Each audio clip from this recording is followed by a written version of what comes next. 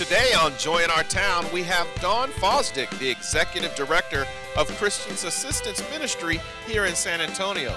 Christian Assistance Ministry, also known as C.A.M, assists people in emergency situations of desperate needs. They're fulfilling the needs of people and meeting them with the joy and the love of Jesus Christ. Stay tuned. This is Joy in Our Town.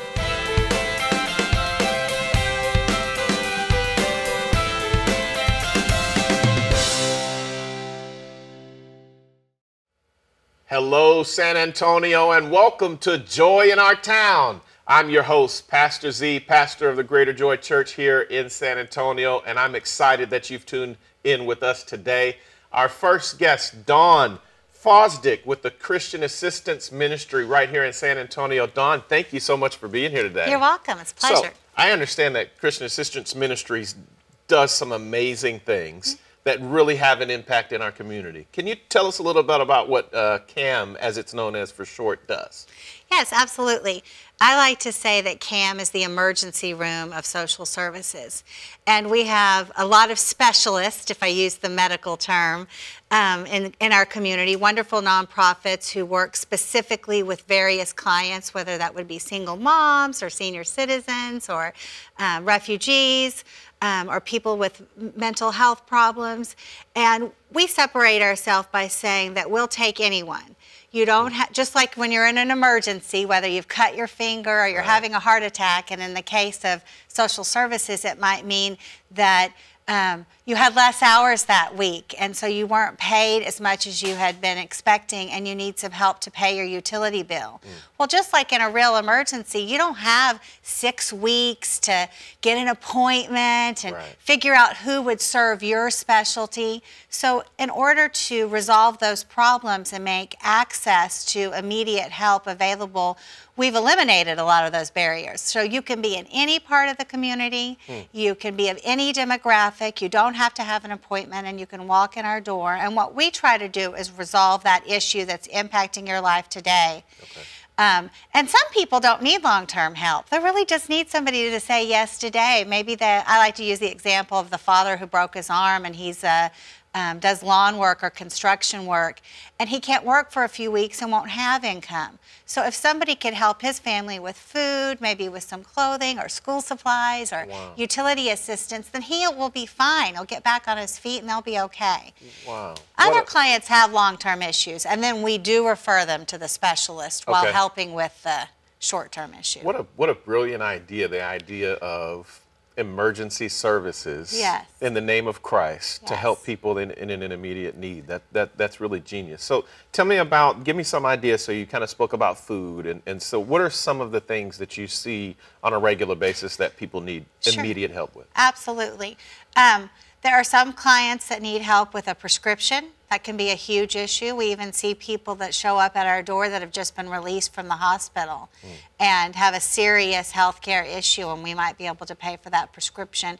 And then we would probably speak with them about, okay, what are the next steps? Who else in community could help you?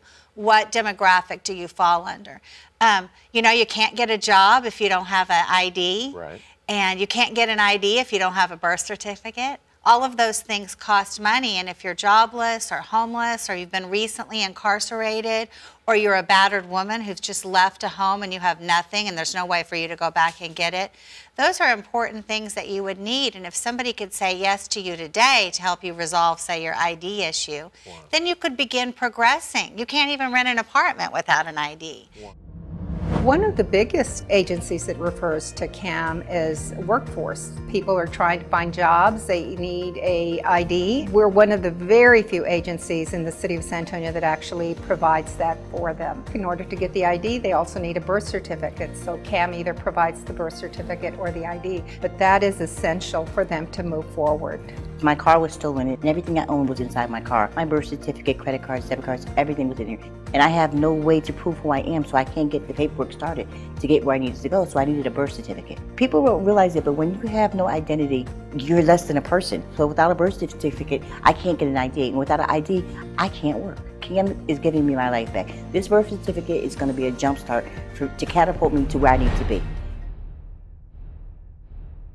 what makes CAM special is that our mission is to share the love of Christ by providing immediate assistance and encouragement to people in crisis. And 40 years ago, 9 downtown churches of all different denominations, from Catholic to Presbyterian to Lutheran to Methodist to non-denominational to Baptist, came together and said, how can we share the love of Christ and meet the immediate needs of people that were actually kind of walking in and out of the churches? And the poor church secretary didn't know who to help or why to help or what the best way to help was.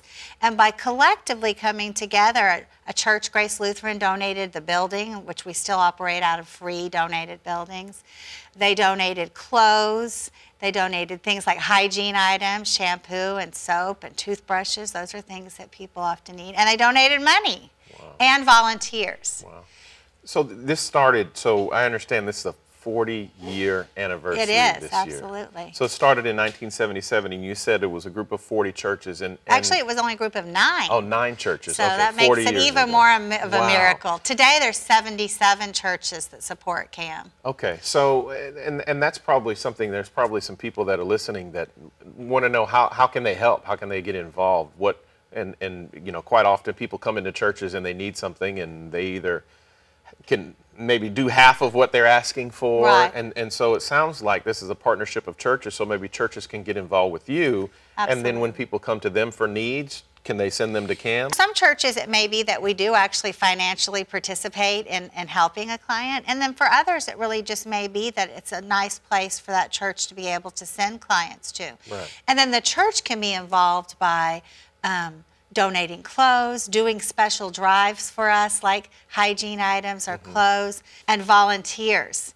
I think the miracle of CAM is that we're able to serve 50,000 people with only 8 employees, free donated space, and we provide 20,000 people with different types of clothing, a little over 40,000 with food, and then financial assistance. Obviously, it's like that story of the oil and the lamp that right. keeps coming. We couldn't do it if right. we didn't have these churches sharing our message and delivering us these incredible volunteers who are regular. The volunteers are the same people. Like every Monday from 8:30 to 12:30, we have a group of about 20 to 30 volunteers, and then another group comes in after that. So each day, all day long, our clients are walking in the door and they're greeted by people that are thrilled to be there and love the Lord and are there to serve. I'm Susan Keene, and I work at the downtown CAM facility on Mondays.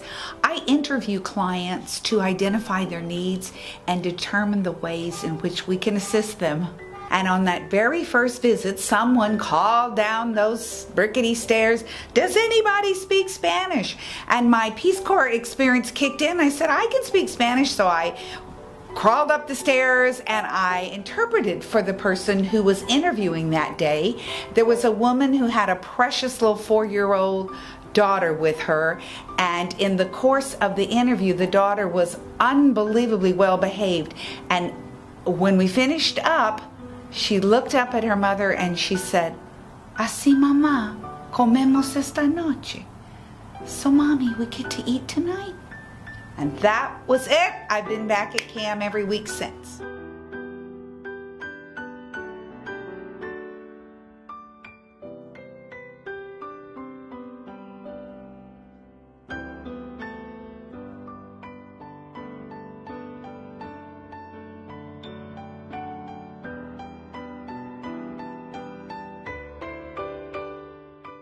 About how many people do you think come in on a weekly basis in search of something? I would say on average about 1,000. It can Wow. it can be less or more during different times of the year.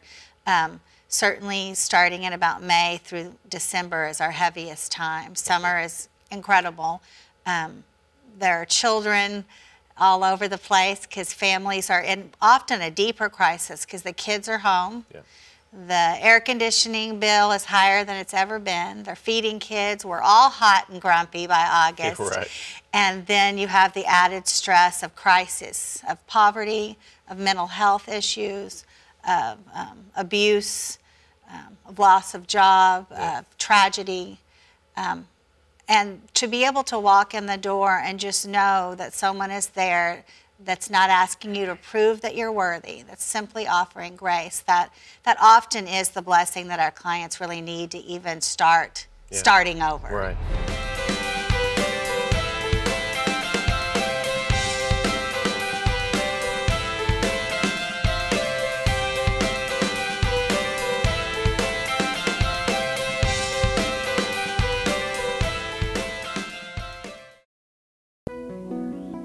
Martin Luther King Jr. said, "Everybody can be great because everyone can serve." When you volunteer, you're bringing hope to the hopeless. Hope is a rock from which we stand, and that rock is Christ. As Christians, it's our duty to make a difference, to help, bring hope, and to feed the hungry. Matthew 25:35 says, "For I was hungry, and you gave me food. I was thirsty, and you gave me drink. I was a stranger, and you welcomed me." Be the light that can brighten the path of another, bring a smile to the face of the downtrodden, and be the miracle in the midst of difficulty. This message has been brought to you by KHCE TV23.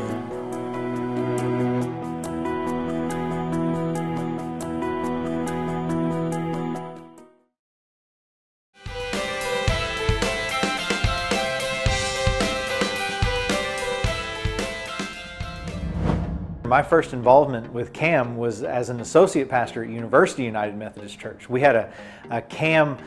site on the church property over there, and then I was asked as the outreach pastor at that time to be on the board of directors for Christian Assistance Ministry, and so I got to come in and be a part of the board and work with a lot of wonderful people in that. One of the things that surprised me, and this might sound weird, is the numbers of folks who supported the ministry of C.A.M., who just loved it.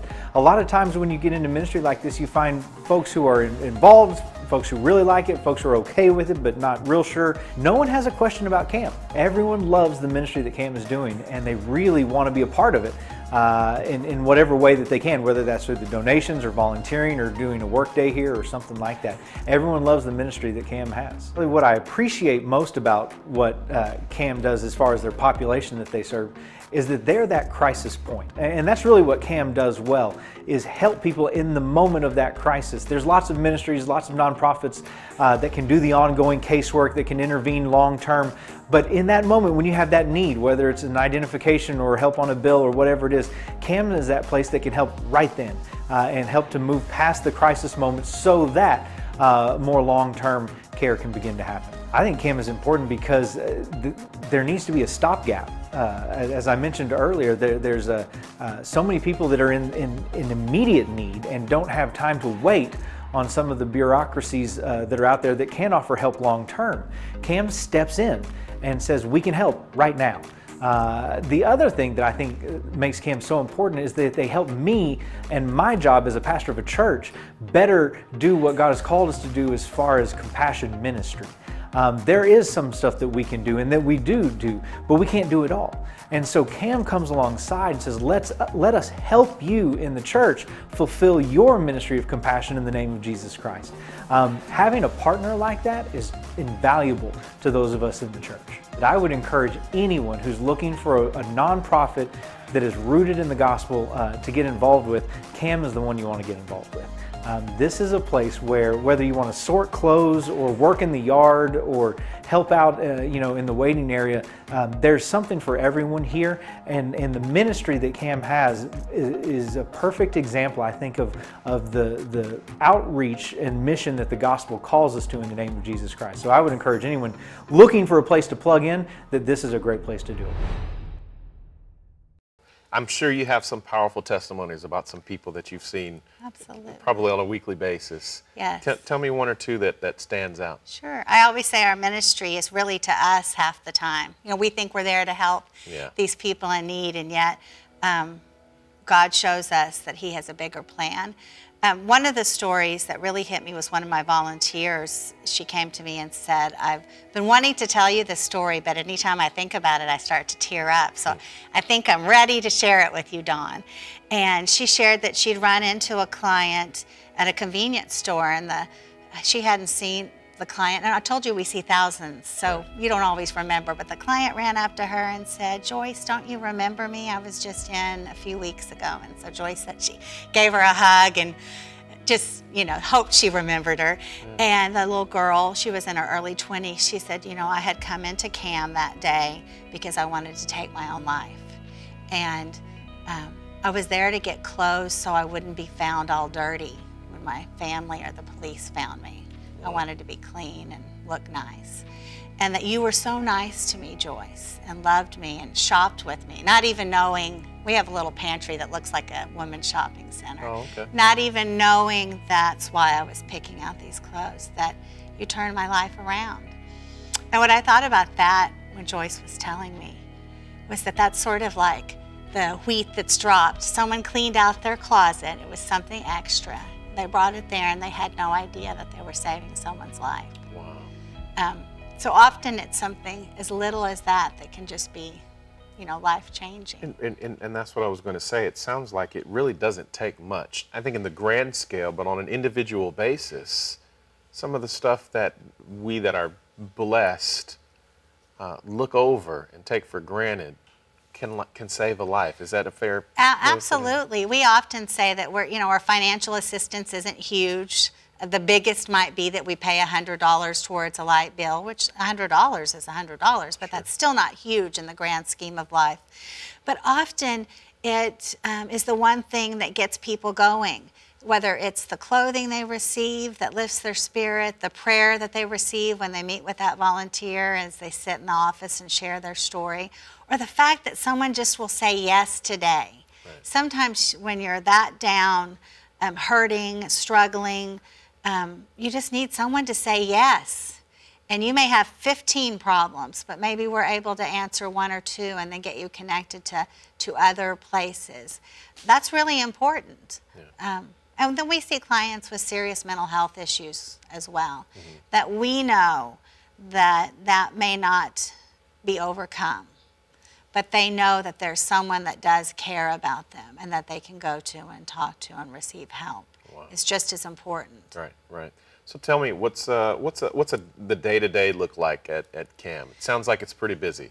It is busy. It's very well organized. I always say that chaos lives in the lives of those we're serving. Yeah. So we need to be completely peaceful and unchaotic. So you walk in the door and you're greeted by a front desk person who's almost like a triage person, who's a volunteer, and as I like to say, only works 3 hours a day. So once a week, so they're thrilled to see you. They greet you, they assess whether we can meet your needs, and then you get to actually meet with someone privately in a room, which is a little different than a lot of government programs or even pantries that just, hand out food. We actually hear your problem. Lots of times you're asking for something, and we actually can determine you need some other help. And we can do a better job of helping you strategize. Okay, these are your next steps, and these are the things we can offer you that you didn't even know. We can give you a bus pass to get to your job. We can help you get your ID. We can call another nonprofit and get you signed up for a long-term program. And then once they do that interview process, they get the time to go in the women's pantry, as I mentioned before, and shop for the items they need. There is a great sense of dignity and respect in the idea that just because you're in need doesn't mean that you need less than. We praise and love our clients, and we want the best for them. Sure, sure. I was incarcerated for 2 years. I had lost it all. Lost all my tools, lost my vehicles, lost my homes, lost my family. I've been doing the plumbing trade for about 25 years. Once I had got released, I needed to get some tools. C.A.M gave me that fresh start. They just told me, you know what, go to the place where they sell tools, we will get you tools. Today, I am the owner of Already Plumbing. You don't know how far your giving goes. It will transform lives like myself. You're meeting financial needs, you're helping pay bills, you're doing clothes, you're giving clothes, you're kind of closing some loopholes for some people, like helping them get IDs. What type of things, how can people help C.A.M? Absolutely. What type of things do you need and from whom? Well, we would love for churches and even individuals to do their own kind of donation drives. Okay. And what I mean by that, it's wonderful when someone cleans out their closet, but then we have to sort all of those items and determine. So if you were having a birthday party or your church wanted to do a drive, and rather than getting toys at your birthday party, you asked everybody to bring children's clothing or men's shoes, or I mentioned hygiene items like shampoo, soap, toothbrush, toothpaste. Okay. Those are all things that we very much need. Women's feminine hygiene products, women's bras. Okay. We see a lot of men who are working, but maybe day laborers or maybe working construction, and we need men's jeans. In fact, that's the thing that we cry about daily, because we almost never have enough of them or the right sizes. Really? I always like to say it's because men don't shop and they don't have that many to donate. Right. So well, let me pause right there, because there's a lot of people listening, and I know there's a lot of people watching, and I know there's tons of jeans out there that probably haven't been worn in men's jeans. Right. And so I think we can just encourage people to, and we're going to give the information for C.A.M. right at the end of the segment in just a couple more minutes. But that's so simple. It is. It is, and yet the idea that there are days that we turn people away, or my volunteers come in and we'll say, we don't have, a needed size right now, that we actually go and buy them at thrift stores. Seems incredulous. Wow. That like one church could probably ask every member to bring a pair of jeans, and that might help us for the year if we had 20 churches do that. And this is probably a man that needs to go to work. And, absolutely. And for whatever reason, doesn't have the clothing that he. That's just so simple. It is so simple and crazy to think that those things are hardships for people. The other thing I did want to mention is, since we are Christian and faith-based, we have people that can volunteer and work from home. Clients give us their prayer requests, and we actually send it out via email, and we have some volunteers that call clients back. And those are miracle stories, I can tell you. Tell me about one of them. Yeah, I'll just mention the guy's name who sent it to me. His name's David. He'll know who he is if he sees this. He sends me an email of all the calls he makes, and often he will call someone. He mentioned calling a grandmother who'd asked for prayer for her daughter who'd been incarcerated, and she was now having to take care of the grandchildren. And she was in a bad way that day. She had prayed to God, and she really felt like God wasn't answering her prayers. And she'd been to C.A.M. 2 weeks before, and we did help with some items. But that day when David called her, it was several weeks later. And she was distraught and pleading to God for some kind of answer. And then David called. And for her, that was the answer. Right. He couldn't resolve all of her problems, but she knew that God was there for her. And they prayed together on the phone, and she was able to talk to somebody. And lots of times people in these situations are very isolated. Yes. Nobody wants to hear their problems anymore. Right. And I would venture to say that most of the time when he calls people, they can't believe it. Right. Who's ever heard of going to ask someplace for help and then they call you back in a few weeks to check on you? Wow. So those are the things that, to me, make C.A.M. special. We have Bible studies every morning. Okay. We have different volunteers that come from different churches each day to lead those. So one day may be the Church of Christ, and the next day may be this elderly couple from a Methodist church. And each day it's special. And for many of our clients, those who attend that may not feel comfortable going to a traditional church. They may be very homeless and not smell good. Yeah. They may have severe mental illness. And for that 30 minutes, that's their church. And they get to read the Bible out loud. They get to pray together. They get to ask for prayer requests. And they get to feel normal, which is what people want. And it sounds like there's some very simple things to do that can just give people some hope. Absolutely. What an incredible ministry. Okay, so I want to, we've got a couple minutes left. I want to tackle, we want to solve some problems here today. Okay, and I'm going to challenge our viewers. So, jeans. That's a simple thing. I know we can get 1,000 pair of jeans over there. And that would just be, a miracle of epic proportion for us, I'm telling you. Give us another one. What's another simple thing? That's for a man. What's for a woman? Women's bras, that's Okay. a huge issue. Okay. Women's bras are very expensive. Right. And so we see a lot of women who are homeless or sort of homeless or who've just escaped an abusive situation, and we often don't have those items. Okay. We encourage you to have a Bras for a Cause party at your home or at your church, and it would... Look, I think that's a great idea. I'm going to challenge our viewers. You know, if you're a church leader, maybe in your women's ministry, your Yes. women's ministry, have a Bras for a Cause party. That's probably an amazing, that would be a great time. Yes. And then just shoot on over to CAM and drop off a ton of bras. Yes, and it would be, you know, life-changing. I mean, we actually do see some women who come into our place that have escaped abusive situations, or they're on the street and they really need completely everything taken. It hasn't been washed or anything. Okay. We need everything taken off and to give them Right. a new, you know. So jeans for men, bras for women, children. We definitely need elementary school size children's clothing. We have Okay. a lot of baby clothing. We need children's shoes. And I always like to say, for all of the people, underwear and socks. Okay. And we need them to be new. Okay. That's not the kind of thing that we love Right. to receive used. Right. And neither do our clients.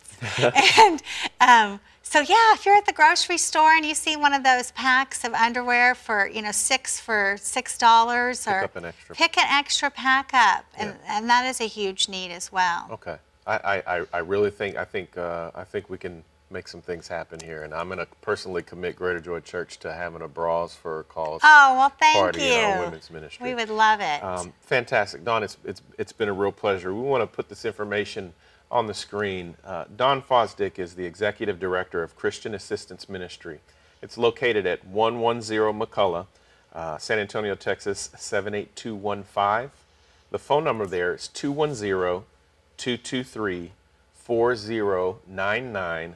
The website is www.cam-sa.org. If you can help, or if you need help, call, go to the website, go to 110 McCullough, and see how you can partner with Christian Assistance Ministries. Dawn, it's been a pleasure. Thank I look you. forward to the great testimony of what our awesome viewers are going to do to help out. We're excited. Stay tuned for more. Join our town.